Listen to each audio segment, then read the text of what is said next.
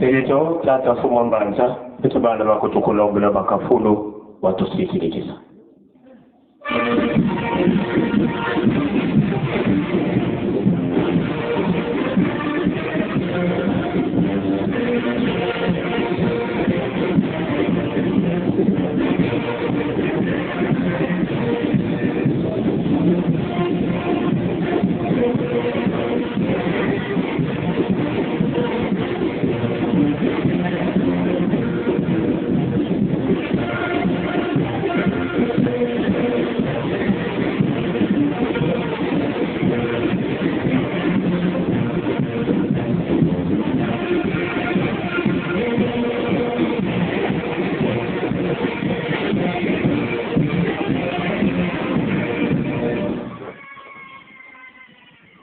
Kimbangismo oye.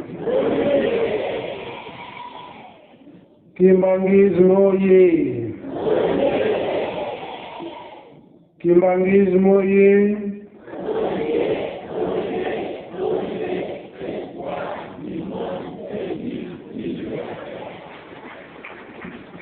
Mkamba oye.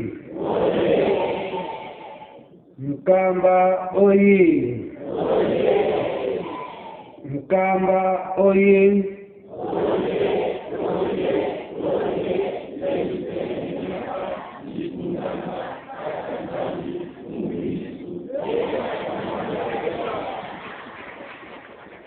Injiki oye. Injiki oye. Injiki oye.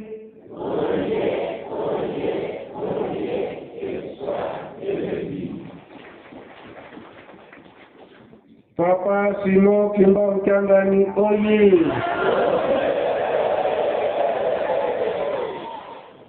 Papa Simo Kimba Mchangani oye. Papa Simo Kimba Mchangani oye.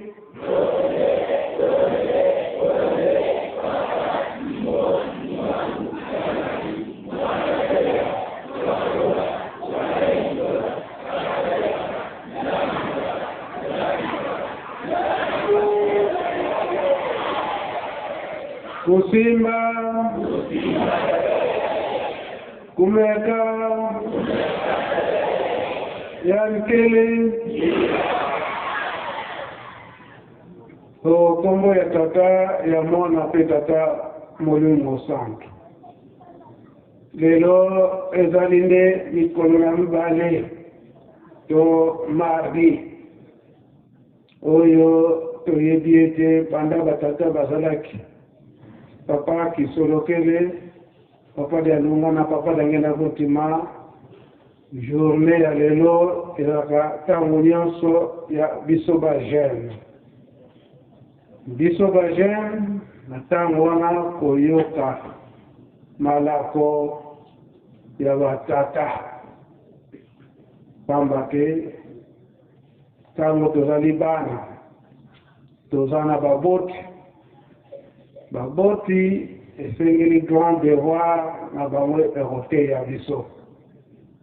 kolakisa biso ndenge nini biso bana tokoki kotambolela po ete tozala na mpasi te pamba te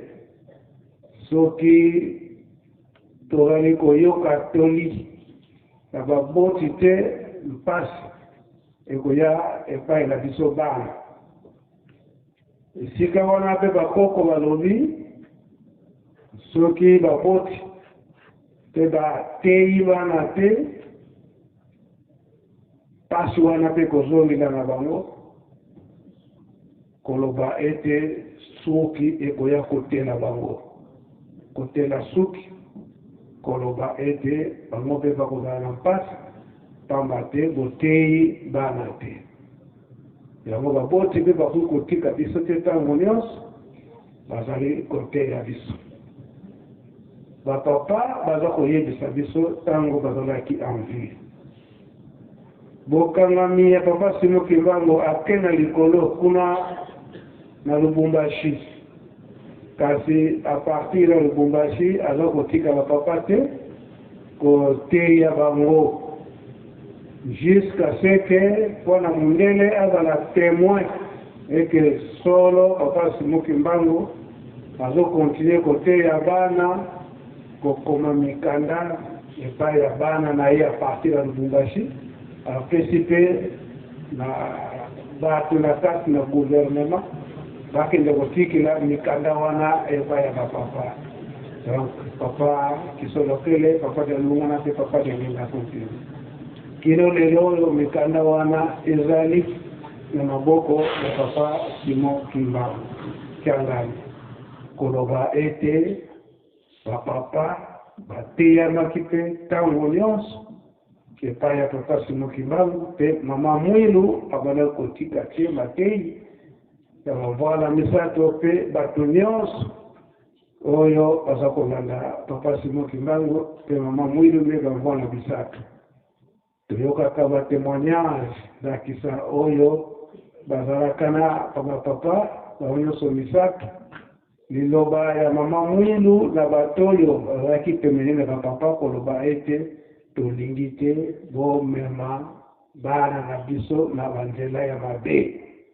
Banzela ya mabe na ntango tozokende koluka misala kuna na misala makambo mingi ezali oyo ke nzela oyo soki olandi yango okozwa bozwi okozala na bomengo ya mingi kasi na bomengo ya mingi wana eza ekozala limite yo eke ntango okoma boye ntango wana sikoyo okotika na susu na mokili te ope kosalela oyo apesaki yo mosala wana to banzela mabe nde yango wana yango mpe lelo biso batata batikali kotikila biso mpe mpaka makambo yango koloba ete totambola na banzela oyo ya malamu yango toza kotransmettre ntango nyonso papa Simon Kimbangu Kiangani esika ye aza na nsima kuna mpo bato baza ebele oyo ye azali koyamba yango apesi biso nzela toya koloba mai oyo mabongami mpona mokolo na lelo batata baza kolakisa biso boye soki papa Simon Kimbangu Kiangani aza kosenga biso lelo oyo na oyo biso tozalaka batémoin na 5 mois koloba makambo nini elekaka na 5 mois mpona 5 mois ndenge toyebeli nde bapapa bafandaki awa nde ezalaki nde kosikilisa donc kolakisa bapapa ndenge batika kolakisa biso ke mikolo ekoya bango bakozala te ndenge nini tokoki kofandela na lingomba ndenge nini tokoki kotambusa lingomba ekufa te lingomba etambola na ndenge ya malamu kino ndenge tata Nzambe abongisila yango oyo koloba tozali koloba ntango nyonso eke tozali kokende mpe kozela tokoma na mokili ya sika te mboka ya sika kuna makambo nyonso ezaka ya malamu ya pasi ezali te yango mpona lelo tokolobela mingi likambo oyo tata Molimo Santo papa Simon Kimbangu Kiangani alobelaki na mokolo na yenga oyo ya Kulumbimbi malekaka kuna na Angola na Mbanza Congo mingi tozali kotanga ete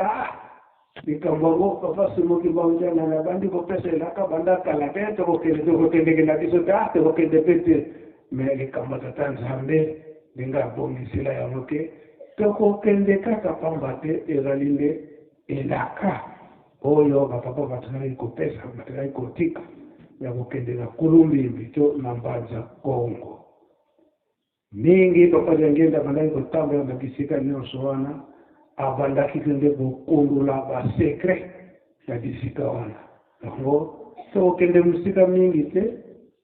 tokolanda ye moko papa ngenda ndenge nini alobelaki na ntina ya Mbanza Congo toyoka malamu ezali na Kikongo asadresaki na ntango wana na bandeko na biso ya Mbanza Congo koloba na bango ete bazali nde na niongo bazalinde na nyongo kuna na Mbanza Kongo bazana na nyongo epa kata Molimo Santo etango wana na 1931 ndenge roi oyo azalaka kuna nzinga kuu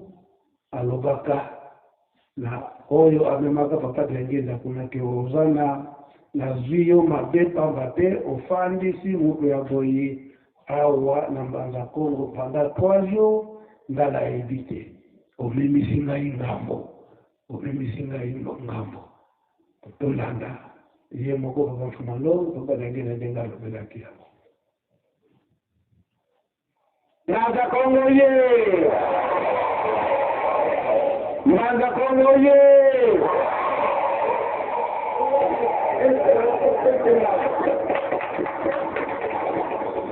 Eba mama batata kumanza Kongo yateka jagoba l'Oukine a combattu le 20 mars 1975. En 1931, mon yendo a combattu yenzide tamagoba mbona na tamona na yendo na waboko na kukontotela vamama yotata kwa kontro diabu yentawani bilu ngadi yokele kizukulu kala yaka mukinyi tukazu mutumwanda ebo kala kumona ko mutumwanda kala kumona ko muni tumpati kadi mpati mokwiza munzina kanti kama mfunu mutubaskeleda wonu jaki ngi tubuka de aka ko manta Kongo kile kangene kiskati muko ko lo akila ni satra de ka de beno ko filona beno ko filona de ka ko na ma 10 heures ko de ka mo 3 heures kinga ndi de lo ka mo manta Kongo ka ka pere ko de nzira yo ko to fete ko to na luwanda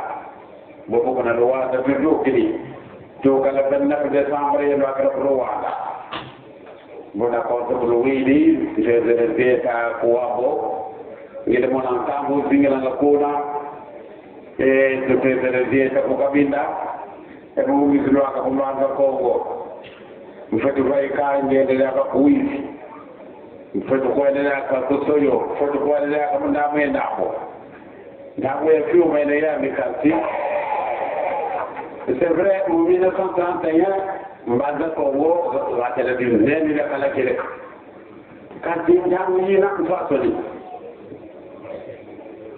uru kiaki ngene kama na mfulu sabodi uru kiaki ndezile sabo ngene kama na mfulu sabodi porque njamu tete ya idiloaka Mbanza ya hii yakala mfukumi yenta parce que il y a eu comme en 1918 le 22 mars. Où le qui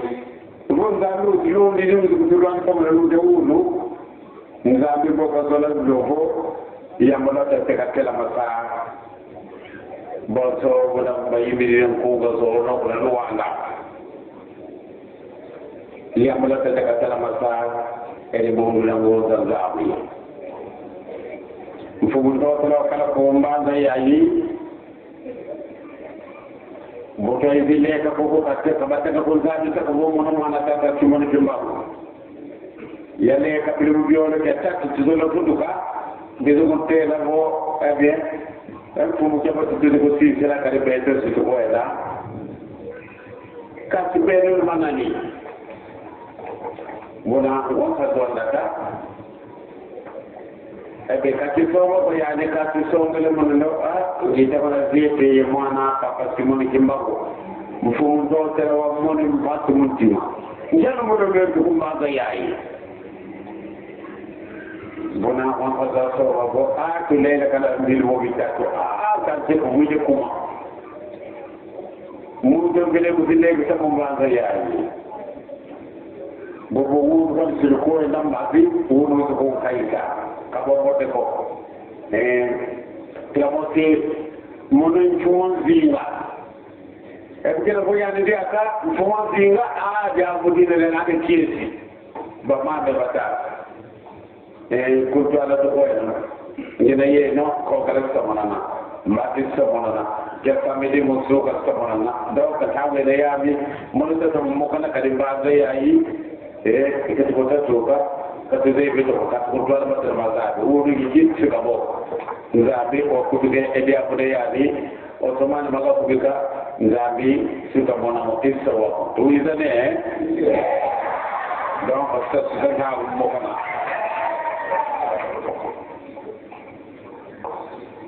to sa ta dan za bi ko di do ko sa ta ma da belela sama menge yimi koy nanga botu na bu zorele menge yi ka sama na bu zorele motu ko batata tuidi yawu wo nga mo winu na mo wine buriya ya saka ka do no ka yidi ka do buriya ya saka e mo wu ke ko mo wine buriya ki se da ke ba ke no nga to ko ba mo ko do kun ko ka mbanza ya mbanza ko ko ke nyenda ko kun ka ke lu mu kya wa zo ke hanen kayilu wakati mbi foko la bebandu pourquoi kana ndombe te yuru kyaki mtazani kazimana ko kibi ngondo no banganga wo lolo masaba wo lolo kasi masaba mabe kama yilika yako ko pourquoi injibi ko lolo ngawe to ebe tsalamana makala mumbanga ya Kongo madon saka madon dovi kati te wuri yaki beti mata ko kata sika mene ko lumu kila ko sika maka en ka ngo ko kesi de kala ye kadi be no kan buna ko wa ngola ba ko zone le zambie to kire ka ba ko zola la e zone de am bibi kan tembe kala be ma ko ko de fo kala be ko ba mo to ko ta wa ngo na ko fa ko to wile lo gidi to kilo mukanda ko moyo yukute don tete kumbanda ko wo to ye ko tamwe yi ko kala mo bando yayi bele bata to bando wo tila bi kila mele ko fatu so ga de lo fuwa mo ko ti ayangora kumbanda ko wo pelo fuwa nda afrika da bi mal fuwa nda ya bi ma ko lo bel ko la ko sei mo ne ma da pele amen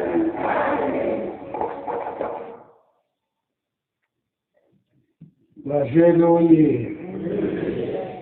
tolandi te tomoni sikoyo esika oyo papa Fumalongo papa yangenda kuntima na tango wamilaki na 1988 apesaki elaka ya kozonga kuna mpona kobimisa basekret nyonso oyo ezali kuna liloba na ye ete 100 jours mokolo moko nde bakokaka yango yango toza komona ete lelo oyo bapasi mokimba ntangani azali koloba ntango nyonso likambo ya mbanza Kongo po ete akende kokokisa bilaka oyo tata batikaka balobaka ete fo esalema papa de la ville papa Fumalongo alobi nini na nzinga kla na ye nini opasi mokimbambo papa liangenda le atikali kwa mbani na kombo ya tata ya mwana pesa ta Molimo South. Merci papa na kopesa biso maloba papa Fumalongo papa liangenda kuntima alobeli yango ete fomo zenga nkuvu oyo ye akendaki kokutana kuna azalaki na mawa pambate tango makeko se présenter epai na ye alobi ke tozali kotambola na mwana ya papa Simon Kimbangu ye esalaki ye pasi kasi tango ayoki te papa Fumolongo azali Fumunzinga epuis ye moko papa Muzinga Nkubu azali Fumunzinga nde epesaki ye esengo. Alors papa ayaki kopesa promesse que tozali na bino mwa moke mwa mikolo awa esala bino pasi te tokosolola mingi pamba te tozali nano na bino awa. Donc tango Fumuzinga Nkubu ayokaki te papa Mfumolongo azali Mfumuzinga eke ye azali Mfumuzinga epesaki ye esengo pamba te amonaki ke amoni ndeko na ye. Sika wana ndi tango waeko goma mama kimpa vita papa mama kimpa vita ava kufa alobiete bokulandilango musika likamboyo nde longwaki kuna na mbanja Kongo nde yaki awa na Nkamba donc landika ka klanga yawa elande mbona papa dilongo ezali bongo papa tango elongo kuna na mbanja Kongo nde eye awa na Kongo bangu awa na Nkamba kaka na klan ya Nzinga nde kuna papa Simon Kimbangu ayeli susu kobotama ndenge kaka asalela kinano kuna na mbanja Kongo na Angola. Donc eli koloba ete achangeaki na yete kaka esika wana de abadaki kotourne pamba te na tango wana bakongo nyonso ezalaki kaka moko. sikoyo ye papa Simon Kimbangu ndianga naza mwana na klan aza mwana nani ye moko azali mwana Nzinga. Tu comprends que sika wana est-ce que tu comprends ngalo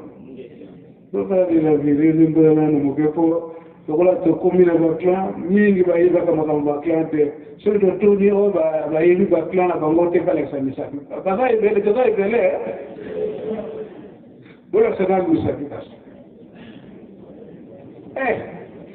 que ali ibele ya kitu kitamisa na kombo ya tata ya mwana petata Molimo Centre na bata ba clan d'abord tozali na ba ethnie tozali na ba ethnie tozali pe na ba tribu tozali pe na ba clan mais eloko esangisaka biso mingi tokoki kozala ba tribu différents, c'est-à-dire lokola biso na Congo central tribu ya Bayombe ezali, tribu ya Bandigo ezali, tribu ya Bamanyanga ezali, kasi ezali na esika moko Muyombe, Manyanga, Ndibo ezala mebe mutalukaya tokendaka kokutana na esika oyo babengi clan nde okoya komona moto azali kuna na Mayombe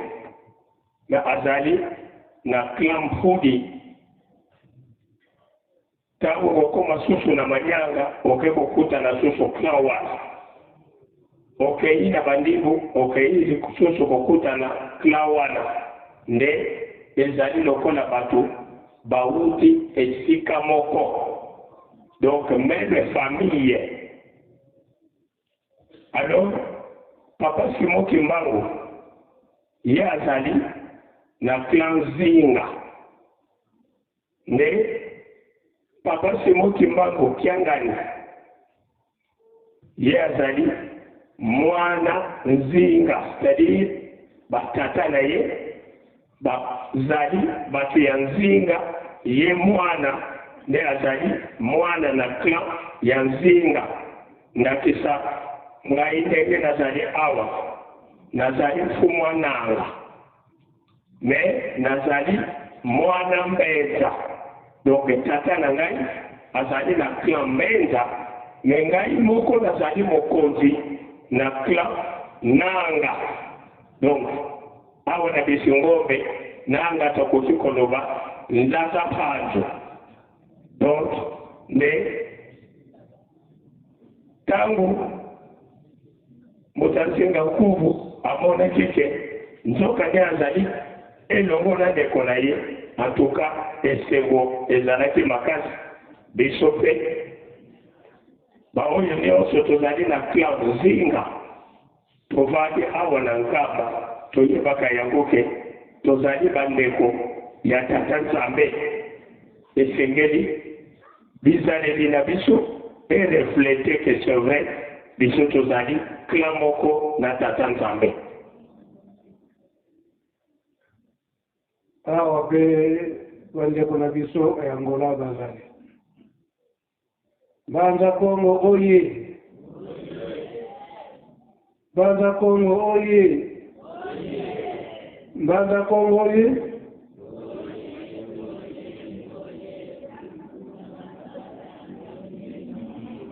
wazinga makande zizinga ikabondeza iwana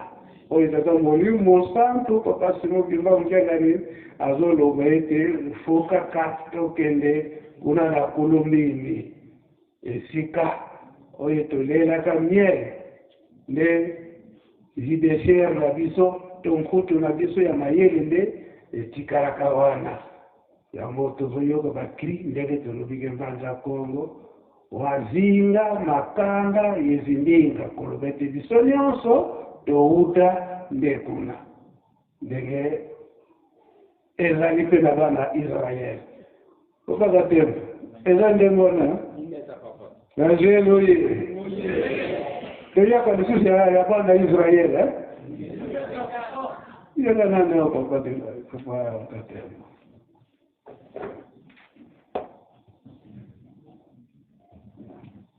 Merci papa. Na Kongo ya tata mwana pe tata Molimo Santo. Oyo nyonso bapapa bazali kolakisa biso ezali bokoko.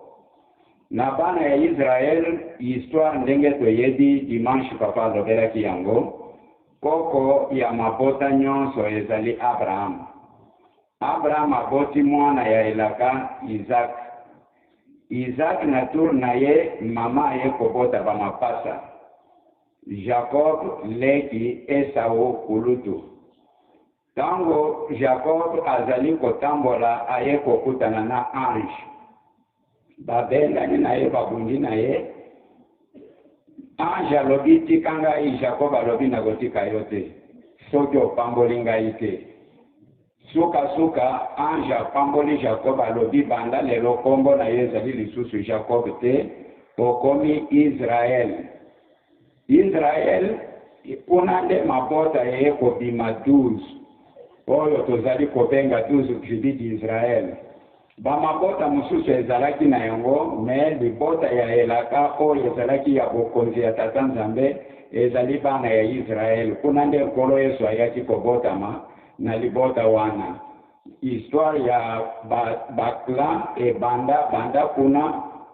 12 tribu wana batu na batu bazali na libota na bango to plan na bango ndenge papa uti koloba oyo tolobi ya bukoko penza oyo etimisi batu nyonso oyo nkolo Yesu ayaki kobota makuna ezali nde libota ya Israel.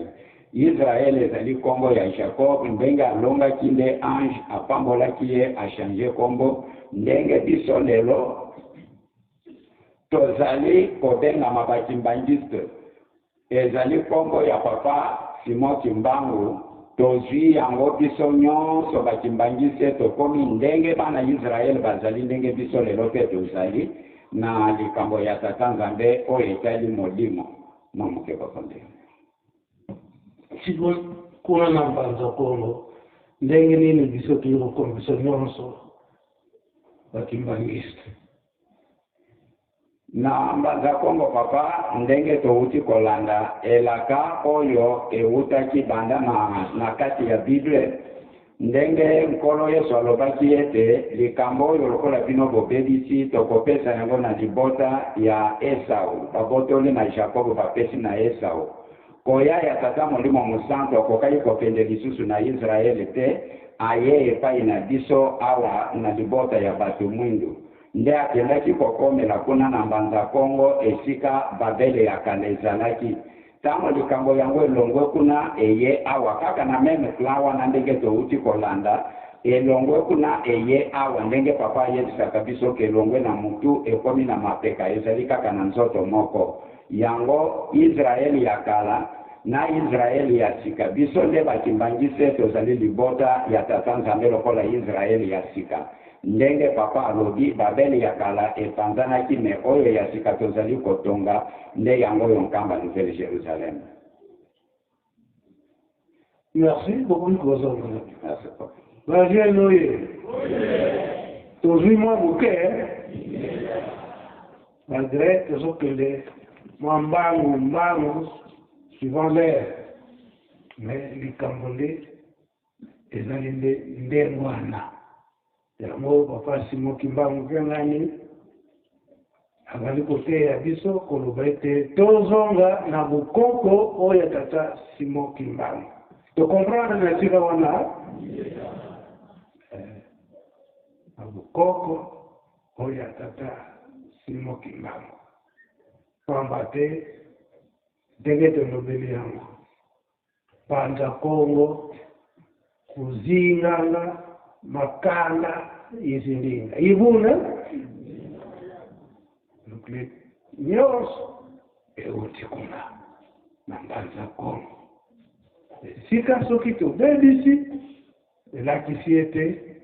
tozonga na esika wana oyo tolelaki miel mafuta ya nzoyi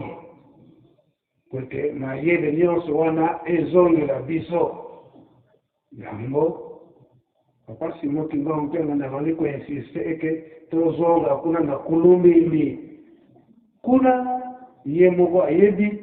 ndenge nini kosalela mina ndenge papa balobelaki yango tolandi biso moko papa yagenda ntango akendaki kuna promesse oyo ye atikali kopesa kuna baparole na ye eza milai me tozokowelela ngonga tobanda kotia ndamo mabanza tolokaki bien te na Kikongo po mingi Kikongo tejango peza malamu te yango tokobenga papa Christian oya kotangela biso yango na lingala pete mosusu mpe toyeba pamba te na ntango wana soki tozongi kuna a partir ya kuna papa Kateme kuna na mbanza Kongo ndenge batongaka ndako oyo ya molai oyo ezokomonana ete ye nzambe yango alobaka kaka tomonaka ye na misu te o afandaka na likolo totonga mpe ndako moko molai ti ekende kotutana na likolo kuna kote ale amona biso mpe tobimeli ye kuna basukaka na nzela yingeza papa likambo wana papa ezali kaka epai na biso bato mwindu ntango tosengaka kolimbisi na 1990 likambo wana ya numero ezalaki na kati azali koko na biso moto mwindu oyo azwaki likanisi ete ndenge tozali boye soki tozotambola mokili mobimba tokopanzana totonga ndako mpo tozala esika moko biso nyonso nde bazwaki biloko babandi kotonga ndako ekende ya molai mpenza ti kuna likolo bakende kokutana na tata nzambe makanisi wana ezalaki ya mabe nzambe asepelaki na yango te nde ayaki kopanza bango ntango ndako wana ebukanaki epanzani na ndenge nzambe abouleversaki makanisi bazalaki na yango bakotinda moto kende ozwa nsima ye ake kozwa nzete mpo ayokaki na ye te minoko ekomi diversifie minoko ekomi ebele maye baloba lisusu monoko moko ezali te nde yango topanzana tokomi partout bato na bato bazako lobana munoko mboka na bango bamususu bazako yoka te likambo wana esalamaki na mbanza Kongo esika topedisaka koko na biso abegisaka nde yango papa azali koloba awa tozali kozongisa bikolo nyonso ya mokili mobimba tozonga na yekanisi moko tokoloba kaka munoko moko ya Kikongo me avant makambo nyonso wana ezonga esila ifo tozonga na esika makambo ebebelaki kuna nde akokende kosala oyo esengeli na pouvoir na ye ya bonzambe mpo ete nzela efungwama makambo nyonso ebonga ezali kaka na mbanza Kongo nde esika makambo ekobongela kuna nde minoko yenu kupazana papa atemba komigoloba kichoko ningeta papa na kipende na kichoko na kiluba nyonso kuna nde topanzanaki nde yango awa toye kozongela po toloba munoko moko. Merci beaucoup. Merci beaucoup. Papa Christian Lingala.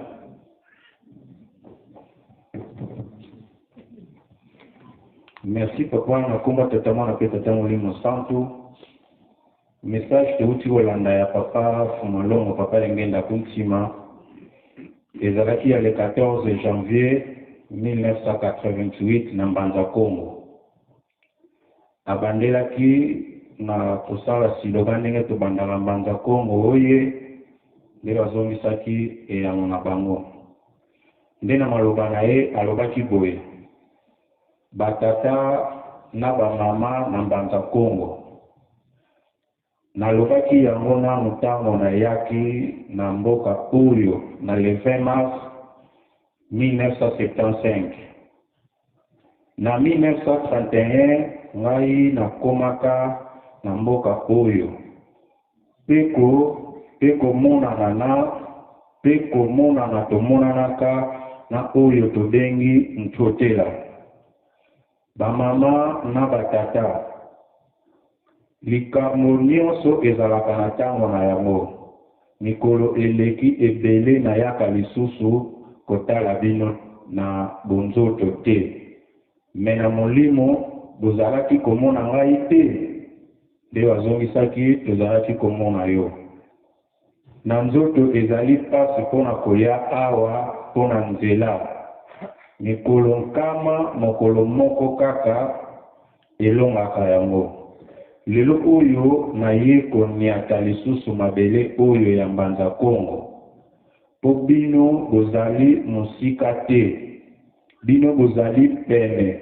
nakoki kolongwa na 10 heures petit ba 15h30 nakoki komela bino awa me nakoki koyela nzela oyo te nzela motuka te ndenge eza kolongwa awa na RDC kokota Mbanza Kongo mbala moko me esengeli kobandela nano na Luanda ndenge mpe papa Fumalongo ayebisaka biso soki azokende Angola il faut abandela toujours na capitale banda le 29 décembre tokomaka na Luanda ndenge boyoki totamboli na wabo na ke komona bandeko oyo bafandaka kuna tokei pe na Kabinda lelo na ye kokoma pe na Mbanza Kongo na kobima pe kokende na Wish donc na kobima pe kokende lisusu na Wish na kokende lisusu na Soyo pe bisika mosusu naza na ngonga ya muke kasi na koluka kaka moyen nyonso ya solo na 1931 Mbanza Kongo ezalaka mboka ya monene kasi ntango wana likeseni pe ezalaki lelo oyo nakomi na 70 ans nzoka nde ntango ya liboso na yaka na mboka oyo nazalaka na age ya 13 ans pamba te na botamaka na le 22 mars 1918 lelo oyo soki tata Nzambe abombi biso aye kokomisa biso lisusu na mboka oyo tata Nzambe alingaki bongo poto telemisa nanu mosala ndenge bayembaki nzembo lobi kuna na Luanda. Tika to telemisa nzembo nini papa nzembo defona luka yango na mutubo na silo nzambe ukati toyoki biso nyonso. Alléluia. Tolandi de la liberté. Donc, ezali papa de Fumalongo, papa d'Ambinda Kontima, à partir de Mbanda Congo, à l'unité, c'est le Nzambe. À l'unité, Tika to telemisa nanu lingomba ya mtoma ya Nzambe. C'est le Nzambe, nde ya wana. Isika wana nde, nzembo wana, papa simuki fautenga ndengaye, nde ayena yango. To comprendre ce qu'on wana mwana nzinga Mfumu Totela azalaki na mboka oyo. Tango toyaki kolala awa na mboka oyo, bayebisaka ye teke nazali mwana ya tata Simon Kimbangu. Tolalaki mikolo mibale ya misato. Tango tolingaki kozonga, tokendaki kolaka ye mpona koyebisa ye ke biso tolingi kozonga. Ye atunaki mutuna soki biso tozali banani. Kasi noko oyo amemaki ngai kuna, ye aboyi komilakisa kasi alakisi nde ngai na koloba ete tozali kotambola na mwana ya tata Simon Kimbangu. Mfumu Totela esalaki ye pasi na komona na motema. Esalaki ye pasi na motema. Atuni mokolo nini bokomaki na mboka oyo. Noko azongisi, tolali mikolo mibale awa. Mutu ya boye, wana Mfumu Totela, mutu ya boye kolalisa na mboka oyo ngai nayebi te, nazwi bino makambo. Lelo oyo bolingi kozonga. mutango nani wana bakala lisaki wana Papa dengenda wana. donc on a ye Totela donc roi sanaki maintenant passeport na nini Parce que ye ayebaki papa Simon Kimbangu koyoka ke mwana na ye aye kolala na Mbanza Kongo, ye ayebi te, amonaki yango lokola niongo. oba moga yebaki kolete mwana na ye ya suka le mwana ye ya suka donc ye kaka papa Simon Kimbangu donc bayebaki histoire wana très bien continue na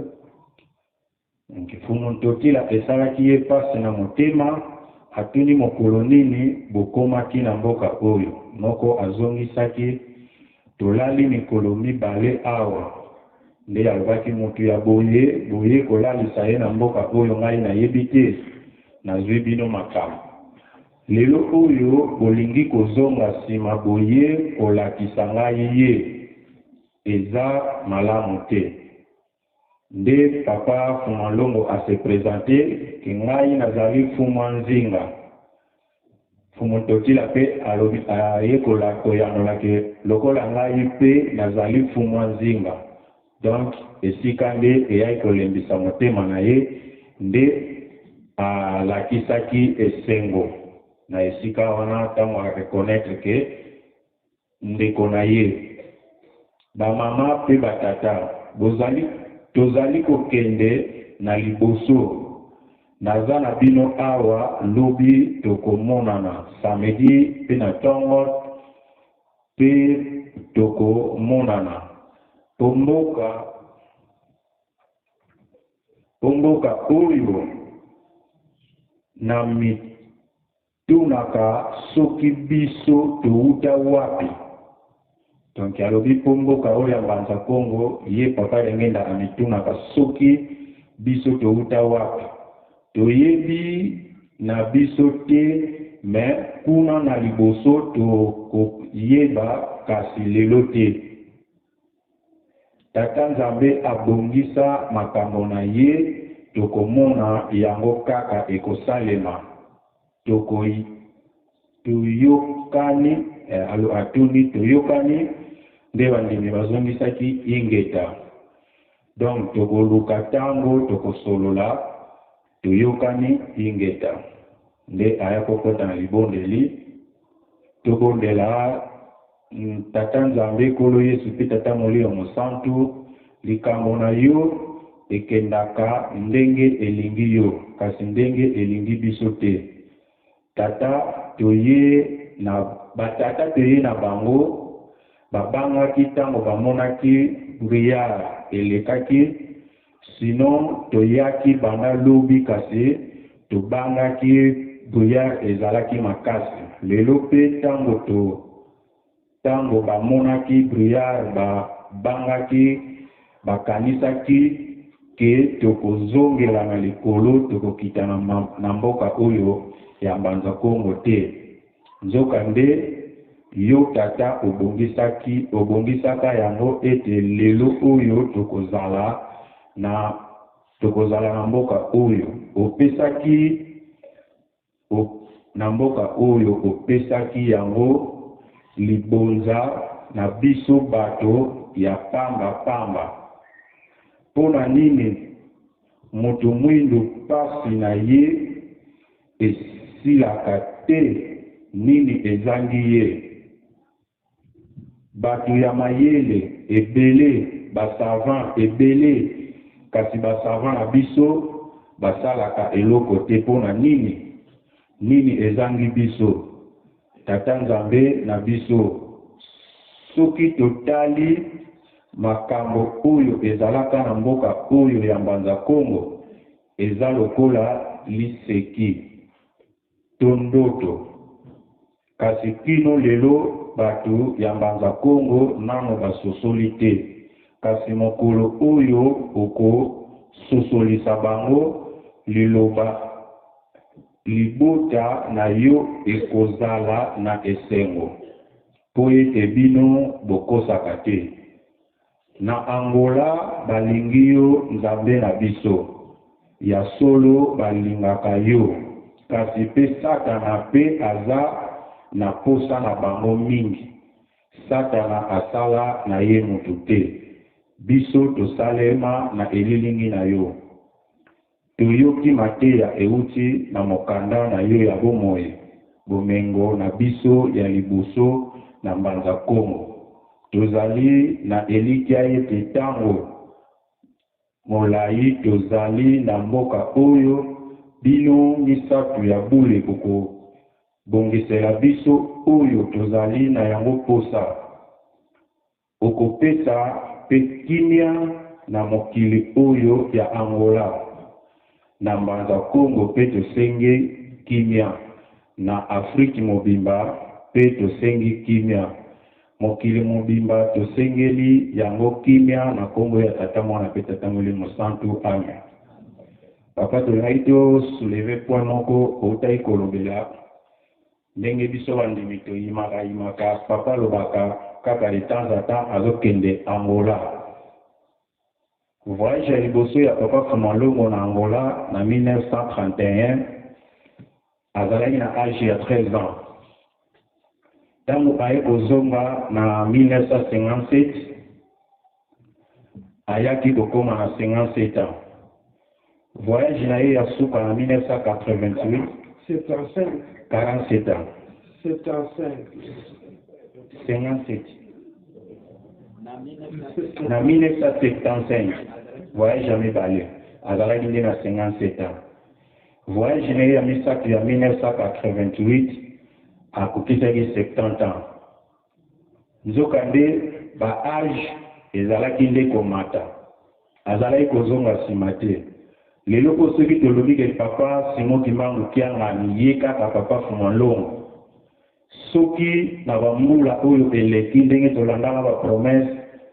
soki na bosani te entre ba 2012 bandeko toyaka awa ebele Papa zokende Mbanza Kongo. Or Papa Simon Kimbangu Kiangani akokisaki nano 70 ans te. Donc soki akendaki na periode wana oyo biso bato tokanisaki elaka elingaki ezonga nsima parce que ye akokisaki nano 70 ans te. Or, le voilà papa diangenda kontima, asuka tina 70 ans, papa Simon Timon Tiangani, lelo papa, lelo loba a kokisi 73 ans,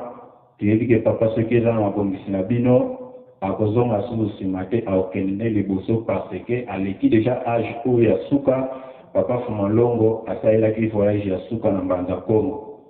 Donc, tout le monde dit que le voilà le dit que Bandeli à 0. C'est que nzela ifungwame papa oyo bokana kina kunzamena bino bokokisela biso na komba tata mwana pe tata molimo santu amen.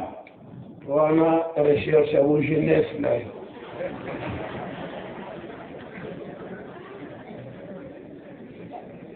Alléluia. Yoki makambo bele ya Banza Congo tozoko reprendre tango papa zoko pesa bilaka tozoko mwana kaka ye papa pe bilaka ngo ndenge papa journaliste au bilango awa eke na l'an 2012 puisque ko yo ko la l'an 2024 c'est 10 ans 12 ans c'est 12 ans et tozoko mwana kaka tokoma kabandimi na âge nini mbayaka kabisa na âge nini na 12 ans obaenda bona ngo papa itoko yo eza symbolique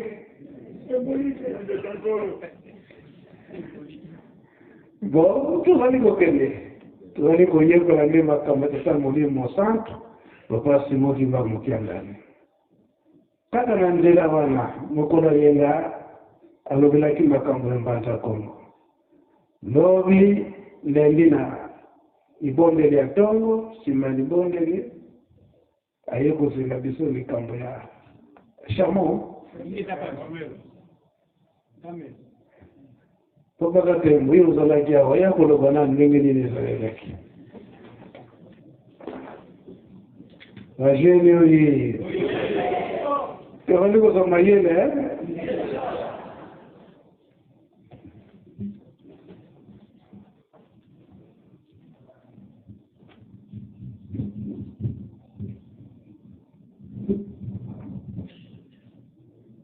na kombo ya tata mwana pe tata molimo santo. Merci papa. Batata na ba mama ndenge tolandi koloba ya papa. Makambo ya Chamon ezali na mokanda ya Matai chapitre 19 kobanda na verset 16 tino verset 26. Tokoki kozwa yango lisusu na mokanda ya Malako Marc chapitre 10 verset 17 tino 31. Tokokuta yango lisusu na mokanda ya Luka chapitre 18 verset 18 jusqu'à 30. Soki tokotanga kaka esika moko po tozwa précision bala moko lobi papa alobelaki makambo ya tonga na Chamon. Histoire ezali boye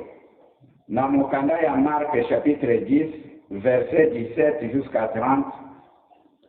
jusqu'à 31. Titre elobi moto ya bomengo. Tango Yesu azalaki kotambola na nzela, moto moko aye mbangu afukameli ye pe atuni ye, motei malamu na sengeli kosala nini po nazwa bomoi ya seko. Yesu alobi na ye, pona nini obengi ngai moto malamu? Moto malamu azali kaka Nzambe ye moko.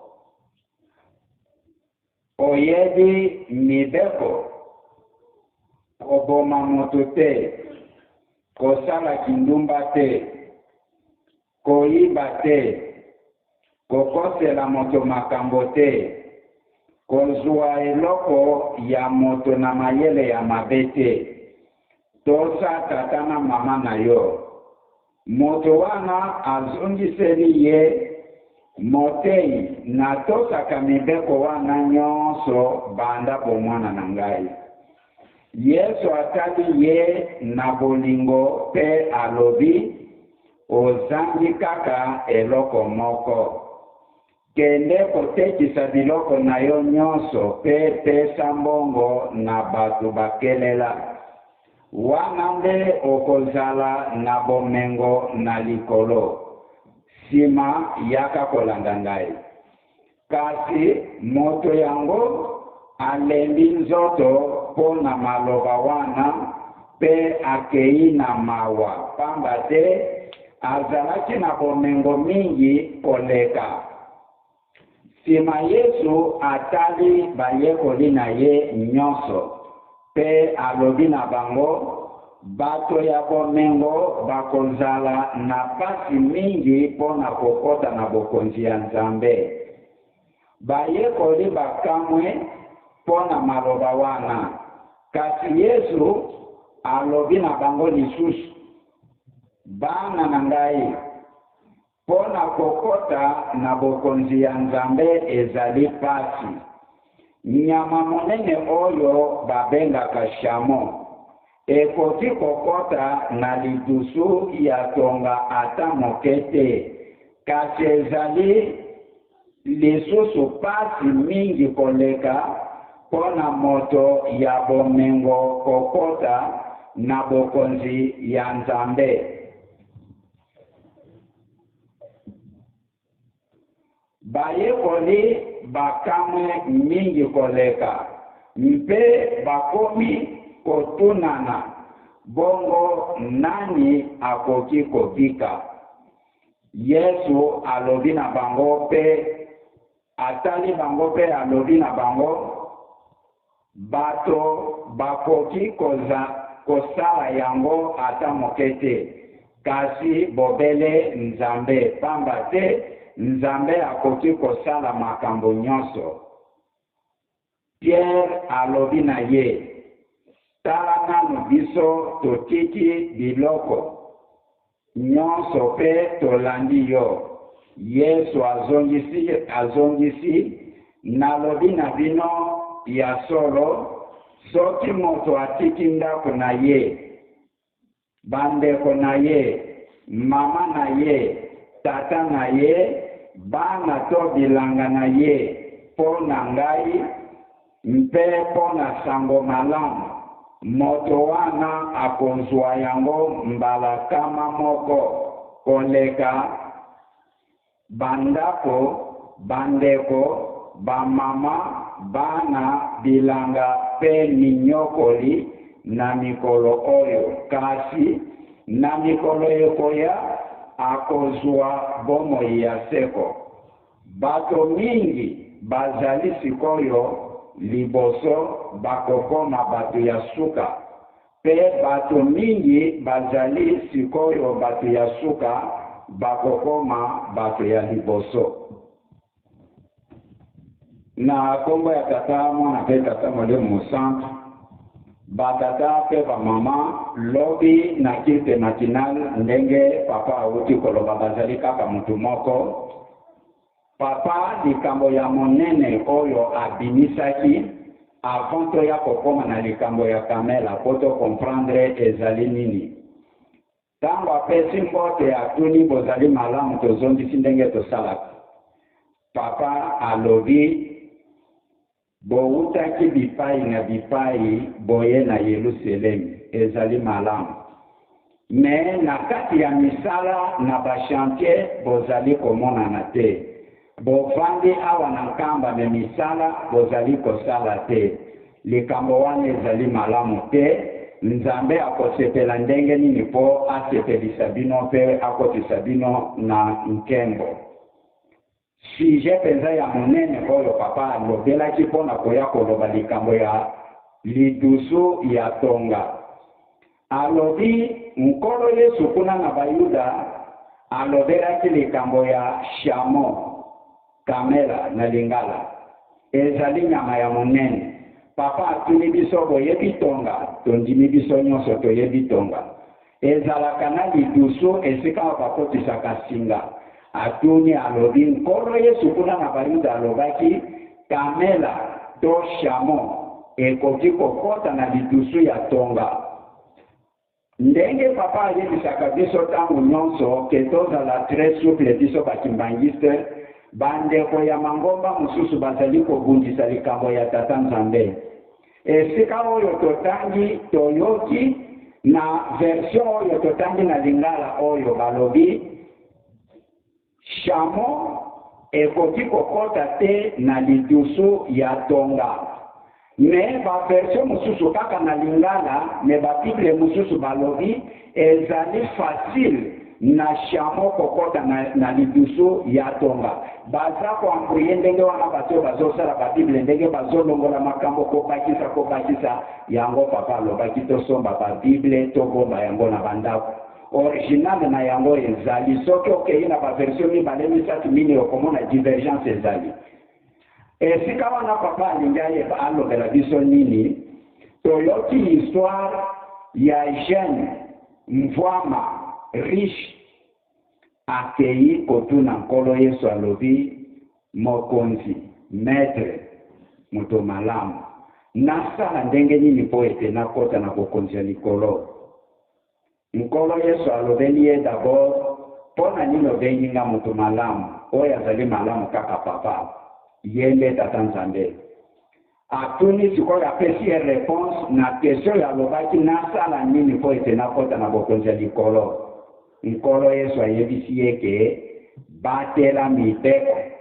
oyo papa de la ville azolobela biso mikolo nyonso na maloba ya papa Mfumalongo bolingo mibeko pe misala kimbangise nyonso tosalela kaka biloko misatu wana na bolingo na mibeko na misala.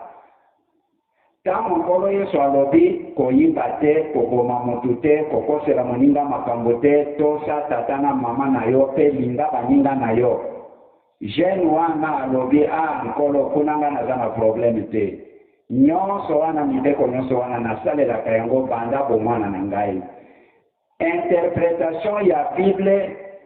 esika wana elingi koloba nini? Jeune wana ilifale amikitisa liboso ya nkolo Yesu.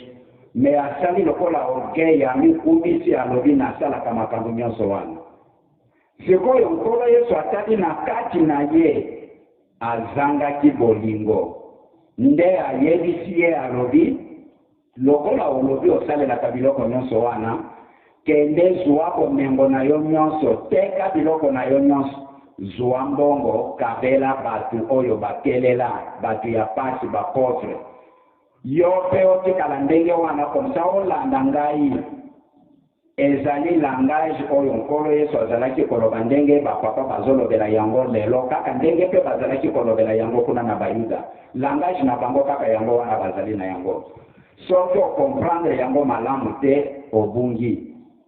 Teka biloko na yo, bomengo na yo, tikala maboko pamba, landa ngai, elingi koloba nini. Kimvwama ezali banzela mibale. Moto oyo azali na kongo mingi azalaka mutu ya honneur, mutu ya lokumu, esika nyonso afandi batu bazolanda ye. Atali sikoyo nazana bato misala nafutaka, nazali na baoccupation ebele homme d'affaires. Soki nateki biloko nyonso natikali pamba nabanda kolanda ye, honneur nyonso nazalaka na yango ekozala lisusu te, wana nde nzoto. Nzoka nde nkolo Yesu alingaki atikala ndenge wana po atikala pepele alanda ye. Kimvwama na nzela ya mibale ezali mikumba. Oyo nkolo Yesu ayebisi ye koyiba te, tosa tata na mama na yo, kokosela batu makambo te, koboma mutu te. Biloko nyonso wana oyo mibeko ezali kotinda biso, chaque jour baza kotangela biso yango. Oyo bazali kobuka mibeko, bazali kosala masumu, bafardo ezali kimvwama ya masumu. Nde nkolo Yesu alobi kende tubela longola ba charge nyonso wana otikala pepele olanda ngai tokende. Atali soki alongoli kindoki, alongoli bakisi, batu mosusu babanda kofina ye, abosani ke oyo azotinda ye azali Nzambe. Nakende kotubela, natika makambo na ngai ya bamakango, natika moyibi, natika kindoki, natika bakisi na ngai na bamaji. Batu bakobanda koya kofina nga bakosakanela ngai, parfois bakoboma pe ngai. abosani ke wana nzambe mutu aza kotinda ye kimfama ya mibale nde yango wana nkolo yesu alobi déchargez-vous bino bato bozali na mikumba bolongola mikumba nyonso wana bolanda ngai ye aboyi asepelaki na yango te atali monene na ye atali bavalere na ye nkolo yesu ntango atali na kati na ye nde esika aye koloba ete ezali pasi na moto ya mbongo mvwama akota na bokonzi ya likolo akompare yango na nyama oyo shamo mpona koleka na lidusu ya tonga nde heureuse chance ntango bato bayoti likambo wana oyo bazalaki wana balobi mais finalement na bokonzi yango ya likolo nani mpenza moto akokota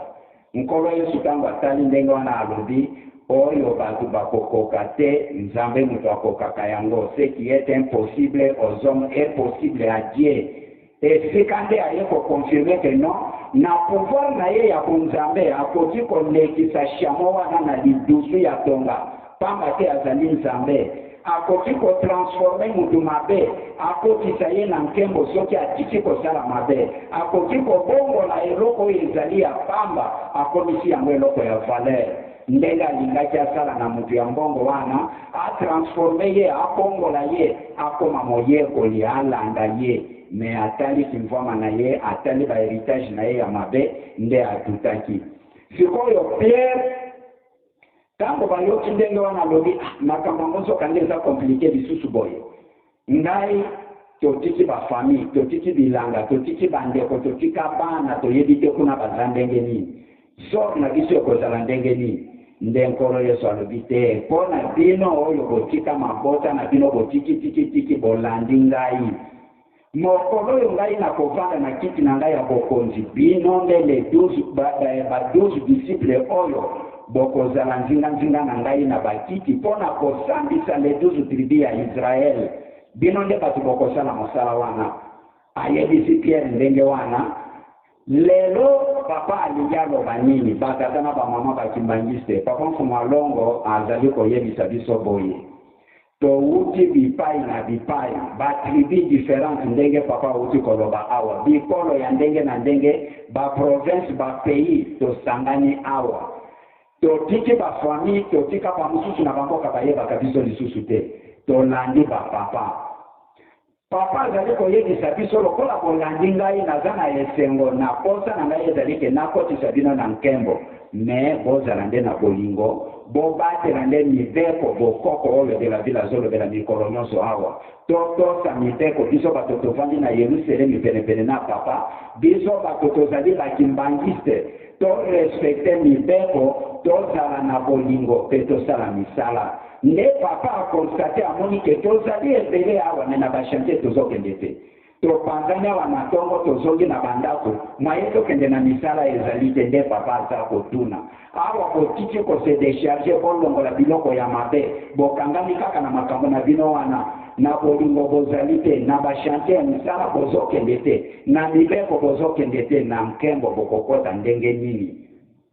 yango papa aregretaki lobi alobi na bisala bozali komonana te tokobima ndako ya nzambe bovandi na bandako effectivement soki toleki na bachantier ndenge papa amonaki atamboli amoni ke non tozovanda na bandako na misala tozokende te na bolingo tozali te ndenge mama Micheline auti koloba bozali ndako moko koloba na kate bozali ndako moko kopesa na kambo te awa ndenge tozali boye bakopesa nzembo moko toyebi yango biso nyonso baselo bakolekana basani ya makabo tozoti ya sani moko mai ya nkamba tozosokola esika moko me mitema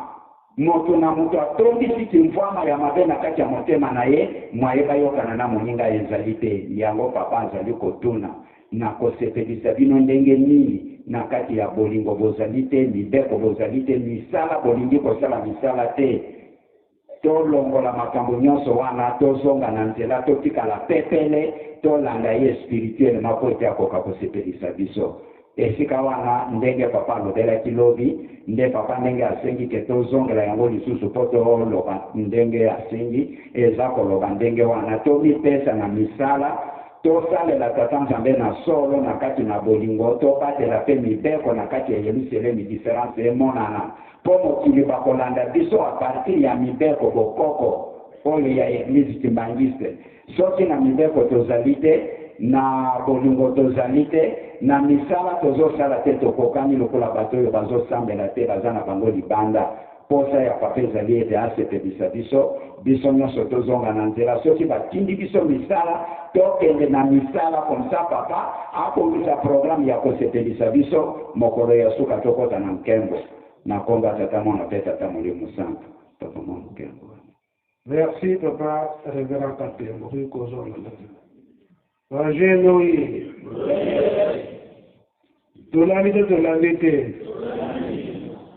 tozwili te ito tozwi te tozwi mayele na chapitre wana yango na banzembo oyo tata Simo Kimbangu ya 1921 tata Saidi alon yaka nano Ontinwe Zulu ukutika avele zenu sida sombo kifiotia yenda yeka yamfasi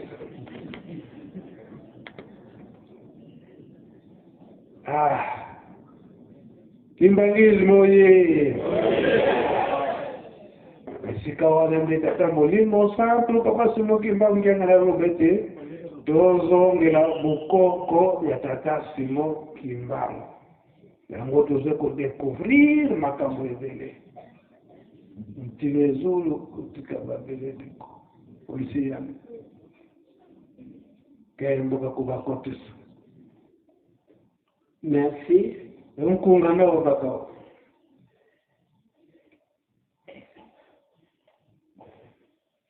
naleke monaki nakutala pia na koloba beka baki. Merci tata molimo papa conseiller spécial de tata Simo Kimbangu tanani papa conseiller direct na malubo pesingai Continue Zulu kutika baveleji kunsi ya nkembo ke kubakotesa ibosi mvula tia kesinganokesa minkondwa vuvu misinga bumbula Continue Zulu kutika baveleji kunsi ya nkembo ke kubakotesa ibosi mvula tia kesinganokesa Nikonwa vuvu misinga bubula Iyandika kauva na dusadisu Kunsi ya nkembo kekuba kotesa Ibosi mvula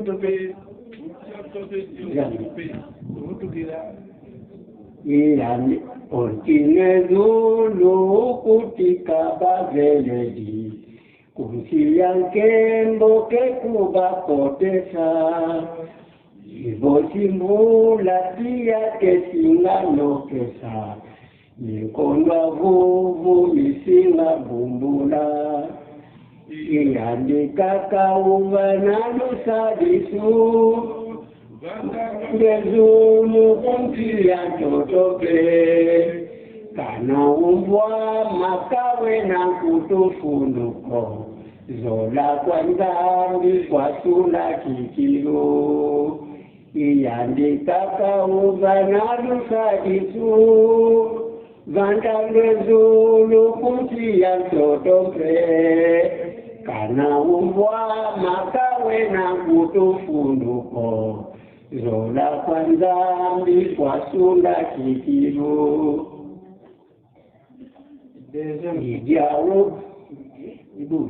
Idiao Dina tumwe nanga vovavana Nkembo miawonto mianzayayi Kana umbwa makawe na kutufunuko Zola kwa nzambi kwa sula kikilo Iyandika kauva na dusadisu Kunsi ya mtoto Kana umbwa makawe na kutufunuko zola kwanza kwa sura kikilo nalingana elikolo bamoya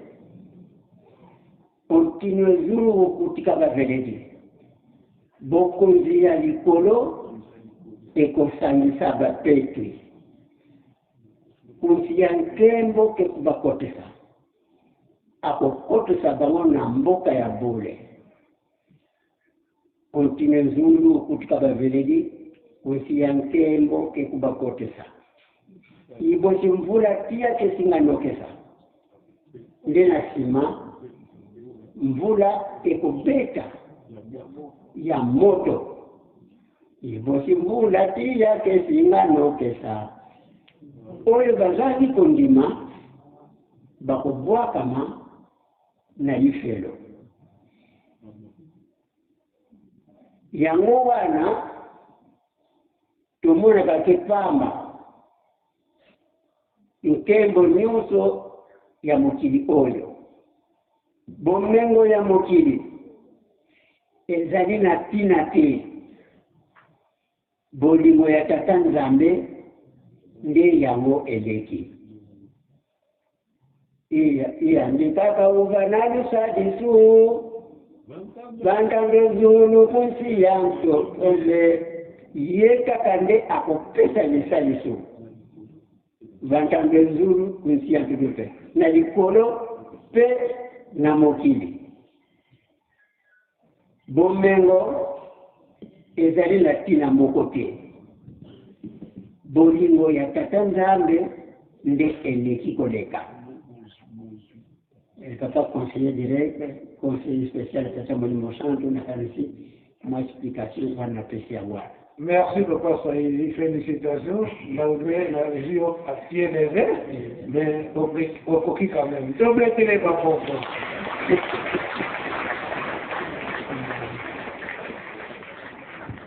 nzembo nde ya mwana oyo eyemba mibanda kala 1921 na kati na Lingomba na tina ya chapitre oyo ya Chamon. Donc koloba ete tata Molimo Santo papa Simon Kimbangu Kiangani alingi biso mingi po azali kolamusila biso makambo nyonso wana ya kalakala po ndenge elobami na nzembo biso nyonso sikoyo toza kotala kaka bomengo oyo ezali ya mokili kasi ye kolo Yesu alobi ete bomengo na miso na bango ezali eloko pamba bolingo nde eleki eza boye te bolingo elingi koloba te ke kozala na moto bozwi te bozwi fo tozala na yango kasi ndenge balobi na kati na bible oyeba te kokabola bamisusu akopesa na moto avec intérêt eza ebele kasi kabela moto eza na mpasi na kondima nyonso koluka intérêt moko teke osalelanga liboso boye okomisa moto lokola muumbu to te okoka kopesa ye wana yango te nzembo elobi yango te na bolingo osalisi moto oyo aza na mpasi mingi sikoyo ekomi ndenge balobi yango na kati na bible ndenge mpe papaka te moti kolobela yango moto aza na nzala opesi ye Thomson ale na butu aye kosenga ye yango ozongisa Thomson na ye ezali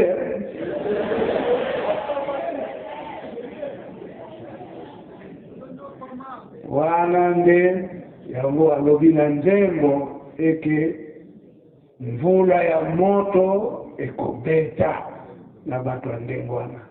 kapela moninga ndenge aza na mpasi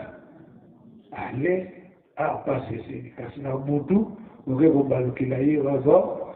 oyo Thomson nanga oyo oliaki ofuta yango ofuta sikoyo opesa mama na yo opesa tata na yo ezali lobi tata molimo centre basi molima ongia na tuna kibiso est-ce que batande mwana awa na nkamba tozali engele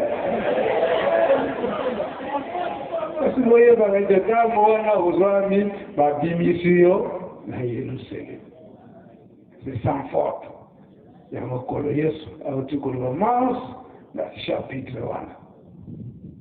yango mokolo lelo abanza tozwi mwa mingi tokoloba nyonso te na mokolo moko mikoleko ya soki tozwi susu ngonga tobanda koloba nyonso na moke moke ti tokokoma na suka po likebisi nde bazali kosala biso koloba ete maso oyo ezali koloboma awa tozali nde kosalela yango tata molimo santo azali kokebisa biso yango misala ndenge aza kotinda yango sika toyoki matei awa toyoki matei tokosukisa na nini mosala mbongo emonana mbongo wana tozokoloba eke tata molimo santo apambola po soki apamboli yango nde tozali kotongela lingomba oyo bozwi ya tata molimo santo aza nango posa ya ndenge wana te oza kosalisa baninga oza kotonga mpe lingomba oyo ezali eke mbongo na yo ozwi po oyokisa bato pasi ya ndenge wana nde tata nzambe azali nde koboya tosilisi boye kombo tata mwana tomeli na kafama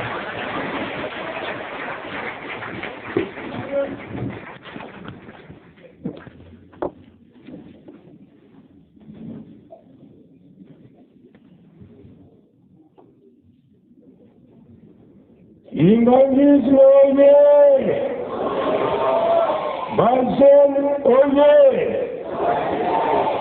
Toyokite!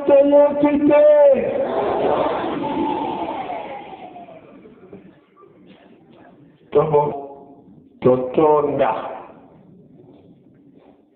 matei ya makasi oyo tozwi na pokwa ya lelo epai ya mfumu to na biso okombo ya tata mwana pe tata molimo santo okombo ya tata ya mwana tata molimo santo